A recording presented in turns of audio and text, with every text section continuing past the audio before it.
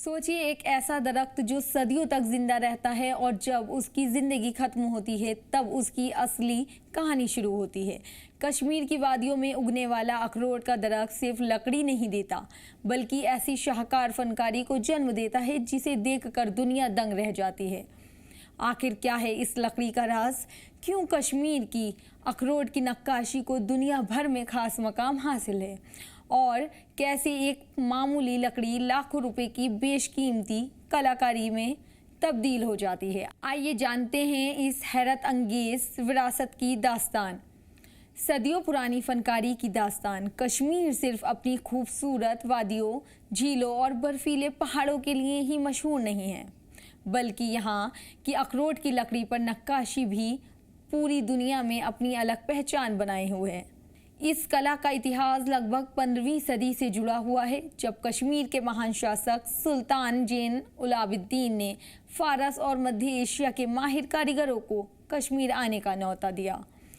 इन कारीगरों की कला जब स्थानीय हुनर से मिली तब जन्म हुआ कश्मीरी लकड़ी की नक्काशी का, उस अनोखी शैली का जो आज भी लोगों को हैरान कर देती है। इस कला की सबसे बड़ी खासियत है अखरोट की लकड़ी, जिसे इल्मी ज़बान में जुगलांस रेगिया कहा जाता है। ये लकड़ी मजबूत होती है, इस पर बारीक नक्काशी बेहद खूबसूरत लगती है।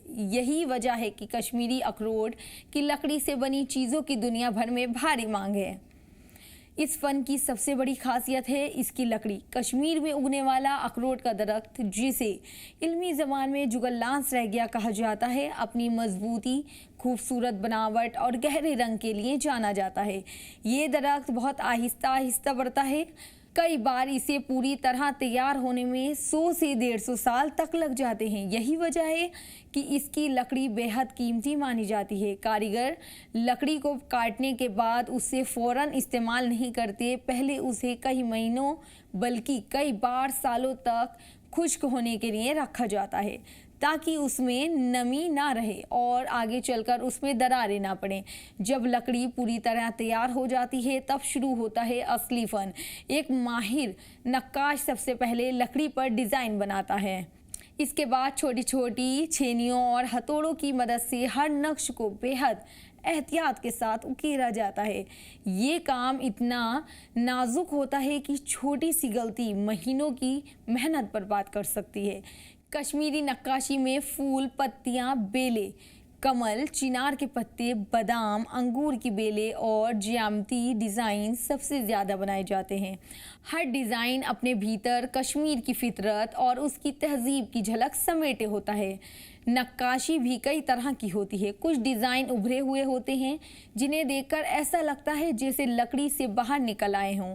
कुछ डिज़ाइन इतने बारीक होते हैं कि लकड़ी जाली जैसी दिखाई देती है। यही बारीकी कश्मीरी नक्काशी को दुनिया की दूसरी लकड़ी की कलाओं से अलग बनाती है। इस लकड़ी से शानदार furniture, centre table, dining table, कुर्सियां, अलमारियां, दरवाजे, खिड़कियां, मंदिर, सजावटी panel, jewellery box, tray, photo frame, pen stand और अनगिनत सजावटी चीज़ें तैयार की जाती हैं। हर चीज़ अपने आप में एक शाहकार होती है। कश्मीर की इस बेमिसाल दस्तकारी को उसकी खास पहचान और मौलिकता की वजह से भूगोलिक संकेत GI टैग भी दिया गया। भारत सरकार ने इसे कश्मीर वॉलनट वुड कार्विंग के नाम से पंजीकृत किया है। इसका मतलब है कि ये कला सिर्फ कश्मीर की असली पहचान मानी जाती है और इसकी नकल को उसी नाम से बेचना कानूनी तौर पर सही नहीं माना जाता। और आज कश्मीर के हजारों कारीगर इसी फन के जरिए अपना रोजगार कमाते हैं, लेकिन बदलते वक्त के साथ मशीनों से बनने वाले सस्ते सामान और घटती मांग की वजह से ये सदियों पुरानी विरासत कई चुनौतियों का सामना भी कर रही है। इसके बावजूद कश्मीरी उस्ताद अपनी मेहनत, सब्र और मोहब्बत से इस फन को जिंदा रखे हुए हैं। उनके हाथों की हर चोट लकड़ी पर नहीं बल्कि इतिहास के पन्नों पर दर्ज होती है। जब भी आप कश्मीर की अखरोट की लकड़ी पर बनी कोई नक्काशी देखते हैं तो याद रखिए, आप सिर्फ एक सजावटी चीज़ नहीं देख रहे होते, बल्कि सदियों की मेहनत, बेमिसाल हुनर, तहजीब और विरासत का एक ऐसा शाहकार देख रहे होते हैं जिसे बनाने में एक कारीगर का अपना दिल अपना वक्त और अपनी पूरी जिंदगी लगा देता है। कश्मीर की अखरोट की लकड़ी की नक्काशी हमें ये सिखाती है कि असली खूबसूरती जल्दबाजी में नहीं बल्कि सब्र, मेहनत और हुनर से पैदा होती है। यही वजह है कि ये फ़न आज भी कश्मीर की शान, उसकी पहचान और उसकी सांस्कृतिक विरासत का अमूल्य हिस्सा बना हुआ है।